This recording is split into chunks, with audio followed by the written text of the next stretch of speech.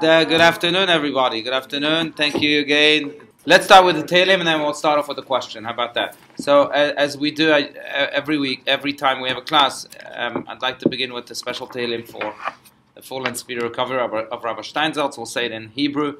This is Tehillim 45, because Tehillim 45 apparently is the Tehillim that a special positive effect, of course, on the speech of a person, and we'll have in mind Rabbi Steinsaltz's speech that has been struck by his stroke over 2 years ago, and we hope and pray to Hashem that he'll recover fully and that his speech will return to him without any interruption. Chapter 45. This, by the way, I'm reading this Tehillim directly from the book of Tehillim of Rabbi Steinsaltz with his commentary. It's got beautiful art. I'm waiting for it to come out in English. It may have come out already in English or not, but it's ready. It makes it even more special. Okay, so I want to begin with Sharon's question, but let's first find the page. Okay, so page 79 in the white, 106 in the orange, right? We're in the middle of chapter 6, the way of choice and answer to ethics. We would have to ask Rabbi Steinsaltz himself. I do know that it is a terrible journey for the soul in many ways. It might just be rooted in what the Talmud teaches, that when the soul, and I think we've spoken about this in the past, but when the soul comes down to earth, it really is forced to come down. It doesn't want to be here. The soul is happy in heaven. Why should it come down here and face all these oppositions and all these tribulations? And in a way, there's a beautiful passage from the Talmud, and the Midrash elaborates on this, but the soul makes a pact with God. And that's the only reason it agrees to come down. What pact? The soul makes a pact with God that he will be righteous. God promises him, you'll be righteous, and the soul also has to promise that I'll do my best to be righteous. You'll guide me in the right path.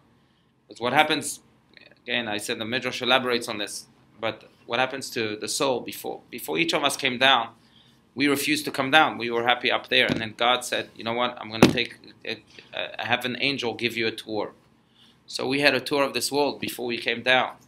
But that just reinforced our opinion of not coming down. We said to the angel, and we said to God, there's too much evil down here. Why should we want to come down? And then the angel takes us another tour, but this time he shows us the good people. And the people studying Torah. There might be a few angels watching us right now with future souls, or future human beings. And doing good, doing mitzvahs, etc. And when the soul sees that, then it says, wow, the light that they're creating through those mitzvahs, through that study, is a light that doesn't even exist in heaven. It's so much greater. So now it starts to change his mind, but it goes back to the angel and goes back to God and says, you know what, if you make me like them, then maybe I'll agree to come down. So God agrees to empower the person to be good. We too also have to do our duty, and that's how we actually came down. So there's a terrible, it's a terrible spot to be in a way. For the soul. On the one hand, it wants to be here, but it really doesn't want to be here. And that maybe is what this is referring to. I will tell you the second word in that sentence, terrible progress. Another Rabbi Steinsaltz, I've heard him say that many times. He doesn't like the word progress. Maybe it's attached to the word progress. Because I remember people asking him all the time, so Rabbi Steinsaltz, do you consider yourself progressive? Progressive in your thought? Progressive is Judaism progressing? Is it regressing? And he would often say, yes, I try to progress, and I think Judaism is progressive, but it depends on which direction. So he doesn't like the word progress because it's a very fluffy word. And maybe he's trying to fine-tune the word progress with the word that precedes it, with the word terrible. Could be. Depends on which direction, right. It could be going forward, but there could be progress going backwards, right. There are many words for terrible. It could be Norah, it could be Ayom. We refer to God as Norah. We say it in our Midah. But that's more awesome than terrible. Yeah, it could be. Yeah, you're right. Chief Rabbi Allouche, the father, not the son. The son is now the chief rabbi, but I remember him once being introduced to someone, and they try to be funny, and they said, this man is emet v'yatziv v'nachon v'kayam v'yashar, quoting a prayer. It's the prayer that follows the Shema, that showers all of these beautiful adjectives to God, on God. So this man was being introduced to Rabbi Allouche, and the guy was saying, this he's such a special man, he's emet, v'yatziv, v'dachon. Rabbi Allouche said, stop right there, because at the end you have Norah. You don't want to get there. This man is not Norah. He's not terrible. Yes. Okay. All right. But in any case, so we've been speaking about really exactly what we spoke about, and thank you for bringing this up, Sharon, about this terrible struggle that we have throughout life, really, between body and soul. The soul wants to ascend, and the body wants to descend. The soul wants spiritual desires. The body wants physical desires. There's almost like a boxing match within us each and every day of our lives. We can never get out of that boxing match, and therefore there's really no human being, and there's no state in which we could say we've arrived. That's it. We've solved this boxing match. There's a victor here. We can announce the winner. Doesn't exist. Sometimes the soul will win. Sometimes the body will win. We of course have to ensure that the soul is the winner most of the time, and that in a way that it wins each and every time, that it somehow is able to maintain control of the body. And that's where heaven really can then reside on earth. Our own heaven can reside in our own earth, and eventually can also teach the world how to maintain that control. But the idea that we've arrived, or that it can be solved like this, or that there will be a stage in life in which we can rest on our laurels, it's an illusion. That does not exist. And that's I think that's the big plus. First of all, there's two layers here. Number one, the more we do good, the more we are in control of that body. And it's not that the body is an enemy. Again, the body wants bodily desires. There's nothing wrong with that. It's not like it's evil. Depends how we use it. Depends how we channel it. But the more we do good, the more we become good. And the more that struggle becomes easier and easier. It doesn't go away, but it does become easier. Number two, I think what you were also saying is that the more we do good, the more we create this light that even the worlds up there cannot create. Remember, we spoke about this idea that we have to hide any mitzvah that we might be flaunting when we go to cemeteries, like tzitzit. Cannot be worn outside in a cemetery, because the souls see this mitzvah and they're jealous. And they say to themselves, oh gosh, we wish we could create this type of light. So we don't want to make souls jealous in a cemetery, so you hide the tzitzit, or you hide any other mitzvah you might be flaunting. You're not allowed to give charity necessarily in a cemetery, or you have to give it discreetly, again, because that creates a light that the souls are jealous of. So the goodness that we do in this world, in a way, is the best reward for the soul. Not just the reward that comes from that goodness. The reward itself of the mitzvah, of just the act itself, is a reward that's good enough for the soul, because it really ensures that it creates this light that it saw when it was touring, and that it was envious of. Good point. All right.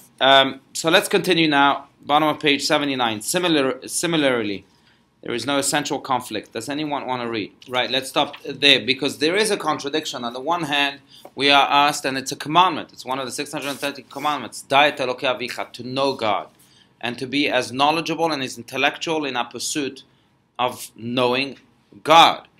And that, of course, has many layers. And the more, the more we analyze God, so to speak, the more we fulfill this commandment.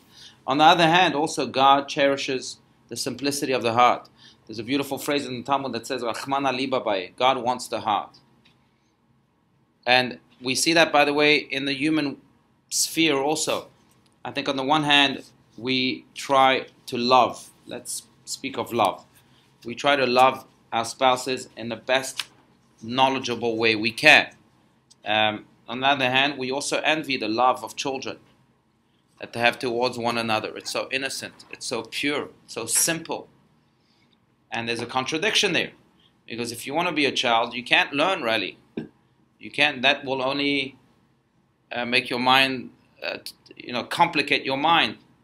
And you'll become too sophisticated and to return to that simplicity of love. On the other hand, the deeper love is specifically through that sophistication, through that exercise. So there's a contradiction, and we see that in the love we have towards God. On the one hand, we're asked again to know God. On the other hand, we're also asked to pray with our heart. But what Rabbi Steinsaltz is saying is here that there's no contradiction, because we have to use both organs, so to speak, both the mind and the heart. There are times that we have to use the heart, and there are times that we have to use the mind, and vice versa. And in prayer is the language of the heart.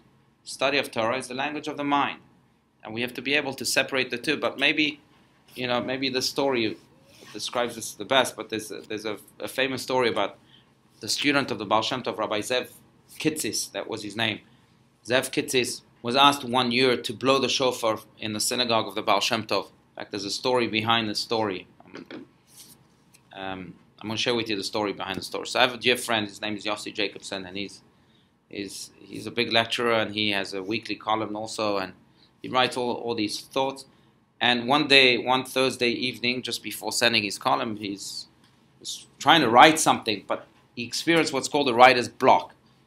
Nothing came out. So rabbis have a special trick. Don't say this outside of this room, please. But when we experience a writer's block, we have a folder in our computer called Stories. We take a story from there, copy and paste it into the email, and then press send. Sometimes you can sit in front of your computer for 2 hours and nothing comes out. So that's your exit strategy. But in any case, that was Rabbi Jacobson. So that night, this was a few years ago, he told me the story himself. He had a writer's block. He went to that folder, copied and pasted a story, and sent it out in his newsletter. What was the story? It was the story that I'm about to tell about Zev Kitzis, who was a student of the Baal Shem Tov, who was asked one year to blow the shofar for the Baal Shem Tov. Since he agreed, but since he was blowing for the Baal Shem Tov, he wanted to be as prepared as could be. So he studied all the different meditations that he should have, and he wrote them all down on a piece of paper so that he can remember them. And then when he's finally, when he'll be in the moment of blowing the shofar, he'll do everything as all of the teachings teach him. Anyway, the Rosh Hashanah comes about, the time of the blowing shofar comes about. He opens his machzor where he had kept this paper with all the meditations, and the paper is gone. It's nowhere to be found, and he turns red and blue and green and doesn't know what to do. But everyone is waiting for him. The blowing of the shofar, the whole world is waiting. So what does he do? He takes out his shofar and he blows it. And after the blowing of the shofar, he's the most despondent man in that shul. He can't believe that he deceived himself, deceived the Baal Shem Tov. He had prepared for this moment, and nothing came about. So he didn't even want to look at the Baal Shem Tov at the end of the prayer. He was leaving, and the Baal Shem Tov called him. And he said, Zevik, he says, gosh, now I'm in trouble. He says, Zevik, I want you to know this was the best blowing of the shofar I've ever heard in my life. And Zevik couldn't believe it. He had prepared everything, and nothing was prepared. And so he told the Baal Shem Tov the story. He says, look, I don't know what you're talking about, but I had prepared everything. And the Baal Shem Tov explained to him, you don't understand, Zevik. For each of those meditations that you prepared, you actually prepared a different key for the gates of heaven. Every meditation opens a different gate. But there's also a master key in heaven. That master key is called the broken heart.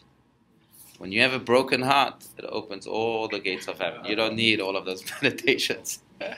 Anyway, so he sends out this story. And it's connected to this. That's what I'm saying. Sometimes you have to prepare and prepare, but we cannot forget our heart as we prepare. If he had read from the meditations, it would have been maybe a beautiful composition of shofar blows. But it would have lacked the most important ingredient, the master key. And that's really what Rabbi Steinsaltz is saying. But just to finish the story, so Rabbi Jacobson sends out this email. On Sunday, he receives an email.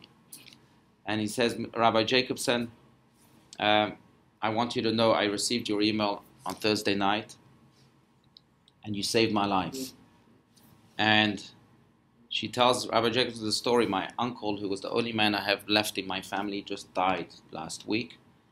And I suffered from depression, and I thought of putting an end to my life. And then I received your email, and I saw it as a heavenly sign that God appreciates my broken heart.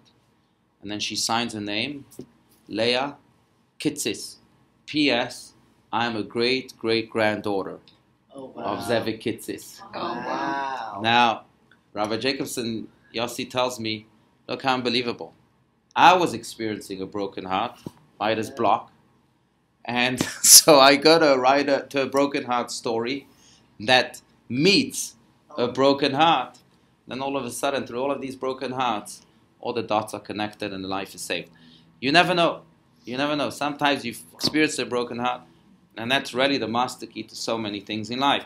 But this is exactly what Rabbi Steinsaltz, I think, is saying here. On the one hand, yes, we have to connect to God with our mind. It's not that we don't have to study these meditations and be prepared when the time comes. But we cannot allow them to divorce us from our heart. And vice versa. We can be very emotional and passionate about things and have that broken heart. We can't allow that to divorce us from the intellectual exercises towards God that we ought to achieve too. But that's the dichotomy we find in Jewish life. But on the other hand, they must go together. Let's continue a little more, Barry. Unless there's any questions or comments, please. Right.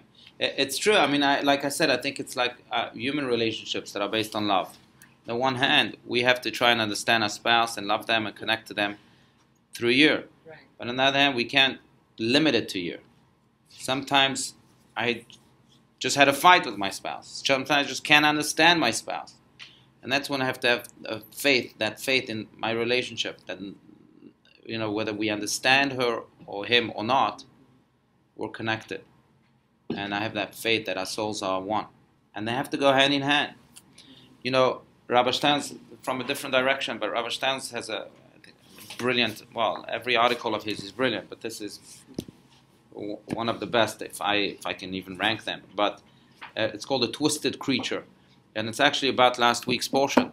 But it's a fascinating question he asks. So, God planted Adam and Eve in the Garden of Eden. And then he says to them, you have two trees. You have many trees. Or you can eat from all the trees. And I want you to know there's two trees. There's a tree of life. He speaks to them about the tree of life. If you eat from it, you live forever. And you have a tree of knowledge. The tree of knowledge is the prohibited tree. Don't eat from the tree of knowledge. They can't withstand the temptation. The snake lures them into eating from the tree of knowledge. We all know the story. And they go and eat from the tree of knowledge. So Rabbi Steinsaltz asked the simple question. If they ate from the tree of knowledge, they could still save themselves from the punishment of death, which is what came afterwards. Death. They can't live in the Garden of Eden anymore. How? Simply by going to the tree of life. Go and eat from the tree of life, and you'll live in the Garden of Eden forever. Why didn't they do that? You know that it exists. God speaks about the tree of life. And he answers very simply. He says sometimes that's the curse of knowledge. They ate from the tree of knowledge, and they became so sophisticated that when someone may have told them, hey, there's a tree of life, it's not really life. Maybe it's just a mind game. And the curse of knowledge is when we become so sophisticated that we lose the simple meaning of things. You lose the simple meaning of I love you, or I want peace, or those words that have become so overly sophisticated that we've lost what Rabbi Steinsaltz is talking about. And that's what happened to Adam and Eve. That's the greatest hell a person can experience. A twisted creature. That's why he called it that way. Oscar Wilde used to say that we live in a generation where we know, and I think it's true for our generation, he lived 100 years ago, but we live in a generation where we know the price of everything and the value of nothing. Right. There's nothing like that simplicity of heart. Absolutely. On the other hand, it needs to come in harmony with the knowledge, with the brain exercising. I think you see that in music. What makes a good musician a good musician? It's not that they play just out of simplicity. Quite the opposite. They went to the best of schools maybe, and they play in the best of ways, and they learned all the tricks and all the ways to play and all the piano and fortissimo and all of that stuff. On the other hand, they also know that they have a heart that needs to shine through every note. They have a simplicity of connection, a fluidity of connection that needs to really be sounded with every stroke of the whatever it is, of the guitar strings or of the piano notes. That has to come hand in hand. I've heard Rabbi Steinsaltz say this also often, Rabbi Steinsaltz's line, but he said that he's asked all over the world this following question. He says, look, you see children, and they're so pure and innocent and happy. And then you see those same children 20 years later, and every innocence, iota of innocence that they had, and the purity is gone. What happened to them? And he said that he's received the same answer everywhere. In Siberia, he's asked this question. In New York, he's asked. In Australia, and in South Africa. What happens to them? School. That's what happens to them. School. That's been his answer. No, I'm glad you mentioned this because it just popped in my mind. So I don't know how God, I really don't know how God functions and how God plans things. But it might just be what you're alluding to maybe is that God actually allocated years in our life for the brain, years in our life for the heart, and then years in our life to bring them together. So it could very well be that at the beginning God says, you know, I'll give you the heart part, then I'm going to give you the brain part, and it's completely disconnected. That's the teen years, etc. Maybe people prolong that time. And then somehow you have maybe a little more heart and then a little more brain, and you bring them together. That's a good question. So we have this constant struggle. I think, like we spoke about last class, I think the evil inclination is pretty wise. And what we'll do sometimes is use an argument of sophistication to divorce you from your heart and to do the right, simple things. That's how it fits in. Or it could use the argument of the heart also. All of a sudden fill you with mercy towards a worthless cause. And it will work on your heart to do that. So it uses those two elements that we have for its own gain. And that's why I think we have to be extremely cognizant of the world of sophistication that we're in and the world of the heart that we're in to ensure that we use them each in the most effective and good way possible, the most, godly way possible. Right. No, very good. What we're speaking about right now, I think, is one of the great ideas that the Hasidic movement brought to our world. The Hasidic movement, before it came to our world, before the Hasidic movement was introduced to our world by the Baal Shem Tov that we mentioned, I think there was tremendous emphasis in the Jewish world on the intellectual part of Judaism. We have to study God, and the more clever you are, the more you know the Talmud by heart, the more the greater the wisdom, the greater the person. And the Baal Shem Tov came about and he said, no, I'm sorry, sometimes the simple person, the simpleton, breaks the gates of heaven much more than a person does with his knowledge of the Talmud and with his tremendous wisdom. That simplicity of heart breaks, and that explains, by the way, I just saw a video speaking of Rabbi Allouche, the chief rabbi of Israel in the 70s came to the Lubavitcher Rebbe, Rabbi Schneerson, and he was very proud of himself, and he said to the Rebbe, look, I want you to know, and please bless us. I just opened an organization for what's called Kiruv Rechokim, now, which means bringing those that are far closer. I don't know if you've heard the word Kiruv. It's a word that's being overused in the Jewish world, especially in the Orthodox Jewish world, where Kiruv means bringing closer. Kiruv, I'm engaging in Kiruv. I'm bringing Jews closer to Judaism. And the Lubavitcher Rebbe, again, with that Hasidic philosophy in mind, because that's exactly what the Hasidic philosophy wanted to fight against, that there are those that are close and those distant.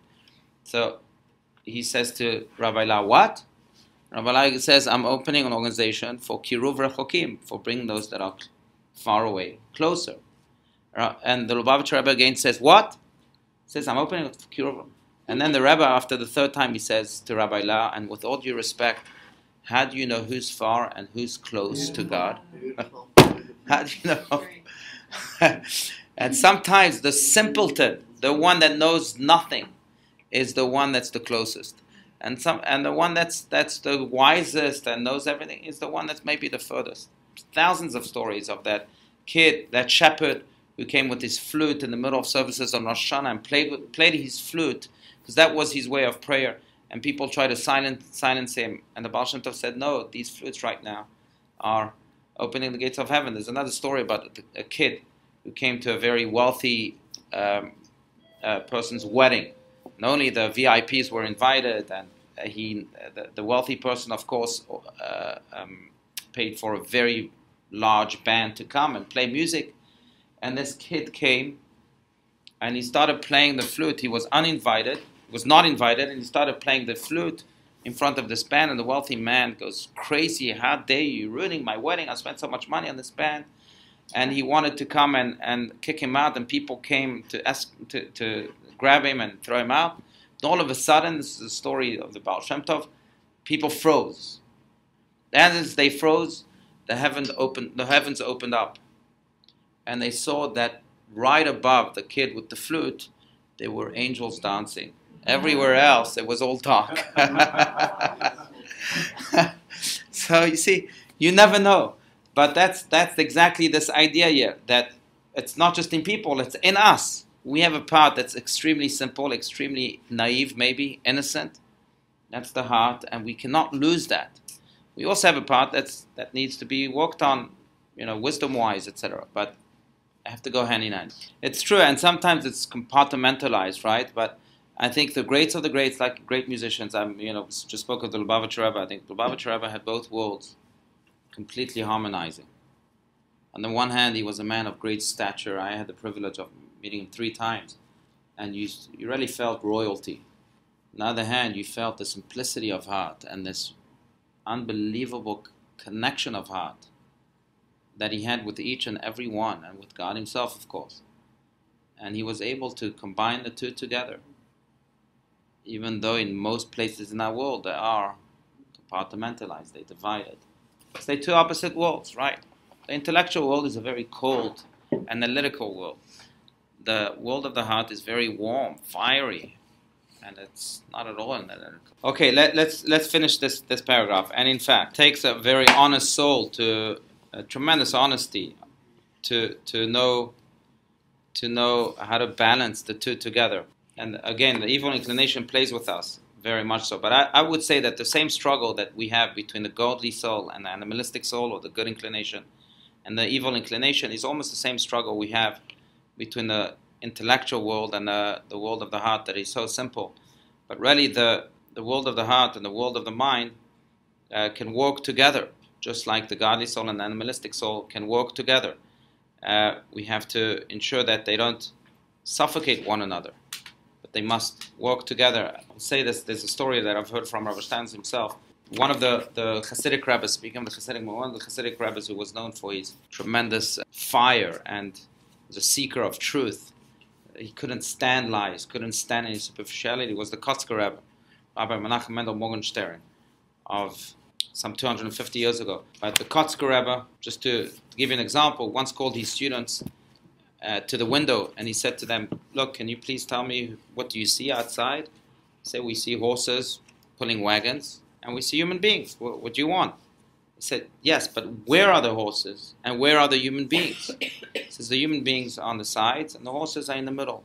So he says to them, you see, the middle path is for horses. To be a human being is to take a stance, to be in one of the extremes. You're in the right or in the left. If you don't know where you are, if you're wishy-washy, you're a horse. That's what he would teach his students. But the Kotzker Rebbe famously said that there was a man who was dying. This is his way of explaining what Rabbi Steinsaltz is explaining here in the 13 Petalled Rose. But he was once dying. He had a big dilemma whether he should speak to his children about his life, his own life, or not. And he said to himself, if I speak about my life, it might be sinning, the sin of arrogance. If I don't speak about my life, then my children are not going to be able to learn from me. I have so much to tell them. He didn't know what to do. So he decided not to speak about his life. He don't want to sin before he dies, the sin of arrogance. Then all of a sudden, he changed his mind, and he called his children again. He said, I want to tell you. But then right there and then, just before he was about to open his mouth again, he said, I'm going to stay silent. I'm sorry, I called you. I can't tell you anything. And then he decided that went on back and forth, back and forth. And at the very last moment, he was about to tell his story, but it was too late. He died. The Kotzker Rebbe would then tell his students that the evil inclination got him the first time he decided to remain silent. Because very often the evil inclination plays with us. It says, oh, you're being arrogant, you're being, it came from the heart. This guy wanted to teach his children what it means to live, what are the lessons of life. I think that it plays games with our minds, just like Rabbi Steinsaltz is saying here. And very often we try to over-sophisticate things, and it comes in lieu of mitzvahs that we have to perform. And that's why I think we really have to be cognizant of that healthy balance between really using our mind but not allowing it to squash our heart to the point that we have no impact, no warmth coming from us and through us. I'm going to tell you another story that I may have shared about the Lubavitcher Rebbe that answers this question. But this is a story about a Rosh Yeshiva, a head of a yeshiva in Israel, who came to the Lubavitcher Rebbe and he said, the Rebbe says, can I ask you a question? What's the most important organ in the human body? The man says, it's the heart. So he says, if that's the case, why did God place it on the left side? The right side in Judaism is, we've spoken about this, is a strong side. Why did God place the heart on the left side? And the man was stumped. He didn't know what to do, what to say. The Rebbe says, I'll tell you why. Because the heart is only good if it faces another heart. That other heart is on your right side. So really, your heart is essentially on the right side because it's only good if it faces another heart. But what the Rebbe was trying to say is that how do you get your heart back? By taking it and facing it with another heart. And then you put on the right side of the map, and then you can gain it back. If it stays here, you'll never get it back. Why don't we decide on the date? 2 weeks? Are we good in 2 weeks? November 13th? November 13th. Thank you so much. Thank you. Thank you, Rabbi. Thank you.